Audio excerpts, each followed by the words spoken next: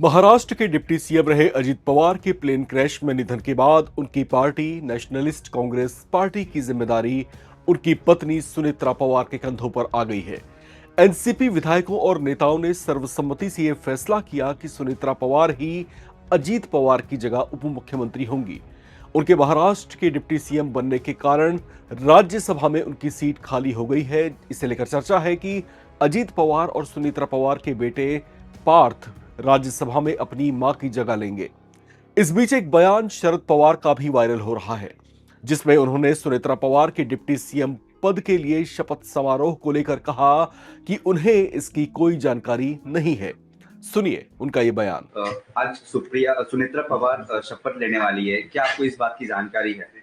नहीं, तय किया होगा तो उनसे पार्टी ने तय किया होगा, और जो मन में आया है इसे लगता है कि पार्टी ने कुछ तय किया है। शरद पवार के दिवंगत भतीजे अजित पवार की पत्नी सुनेत्रा पवार महाराष्ट्र की पहली महिला उप मुख्यमंत्री होंगी। उनका परिवार अभी अजित पवार के निधन के सदमे से उबरने की कोशिश कर रहा है। इस बीच उनकी बहू के डिप्टी सीएम बनने और इसकी जानकारी तक शरद पवार को ना होना कहीं ना कहीं चौंकाने वाली बात है।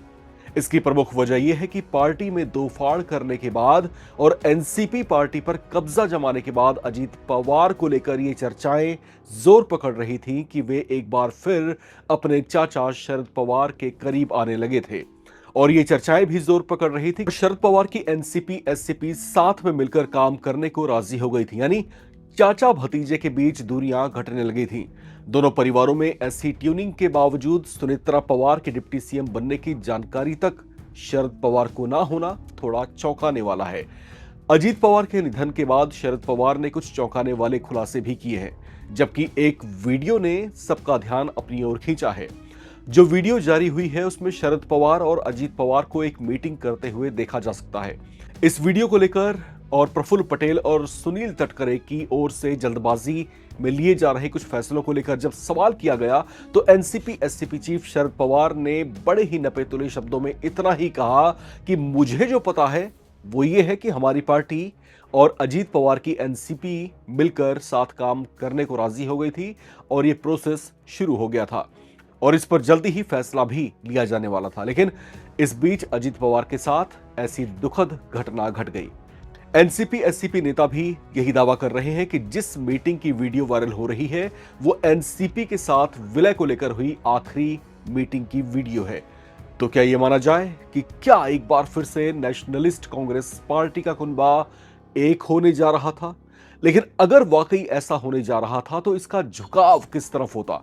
मतलब शरद पवार की एनसीपी एससीपी जहां इंडिया अलायंस की समर्थक है, वहीं अजित पवार की एनसीपी महायुति गठबंधन की सदस्य है। अगर ऐसे में दोनों दलों का विलय अगर सही माना जाए तो फिर इसकी राजनीति की दिशा क्या होने वाली थी? क्या अजित पवार महायुति से नाता तोड़ने वाले थे या फिर शरद पवार अपने राजनीतिक सिद्धांतों को त्याग कर महायुति की छत्रछाया को स्वीकार करने जा रहे थे? इस सवाल का जवाब शायद अजित पवार के साथ ही कहीं दब गया है। आपको क्या लगता है? कमेंट बॉक्स में लिखकर जरूर शेयर करें। देखते रहें नवभारत टाइम्स।